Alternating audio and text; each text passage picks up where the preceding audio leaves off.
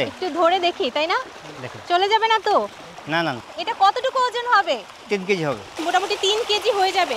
এটার দাম কিরকম পড়ছে তাহলে? এটা প্রতি কেজি 150 টাকা, 3 কেজি 450, 500 এরকম হবে।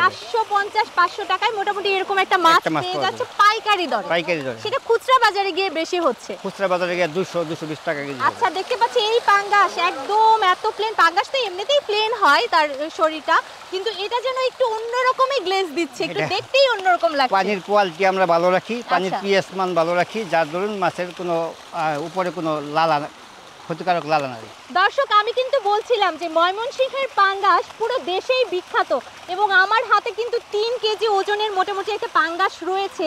কিন্তু আপনারা কিভাবে বুঝবেন যে এই পাঙ্গাসটা আসলে ময়মনসিংহের কিনা? এটা কিন্তু আমরা খামারের কাছ থেকেই জানার চেষ্টা করব। ওনার কাছ থেকে আমরা আরেকটা নতুন পাঙ্গাস নেই, কারণ এটা যেহেতু একটু রক্ত লেগে গেছে, বোঝাও যাচ্ছে না ভালো। আপনি একটু আমাদেরকে দেখিয়ে দেবেন, দর্শকরা যেন চিনতে পারে যে ময়মনসিংহের পাঙ্গাস আসলে কেমন হয়। এত বড় পাঙ্গাস আরেকটা কি নেওয়া যায়? নেওয়া যায়। জি, আমি দেখতে পাচ্ছি এখানে মাছ যেভাবে লাফালাফি করছে, যাও এদিকে দাও, মিনাও এদিকে মিনাও।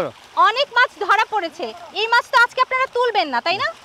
না, না, তুলবো না আজকে। আচ্ছা, ঠিক আছে। শুধুমাত্র আমাদের দর্শকদের উদ্দেশ্যেই দেখানোর, একটু বলবেন ভাই কিভাবে চিনবে যে এই মাছটা ময়মনসিংহেই হয়তো উৎপাদিত হয়েছে? ময়মনসিংহের উৎপাদিত পাঙ্গাস হবে হোয়াইট White? কালার, সাদা কালার। সাদা।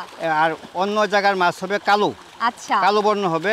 এবং ওইটার যে চামড়া, ওই চামড়া হবে শক্ত। আমাদের মাছ হবে ভিতরেও সাদা, উপরেও সাদা, আচ্ছা, এবং কোনো দুর্গন্ধমুক্ত মাছ হবে। দুর্গন্ধ মুক্ত।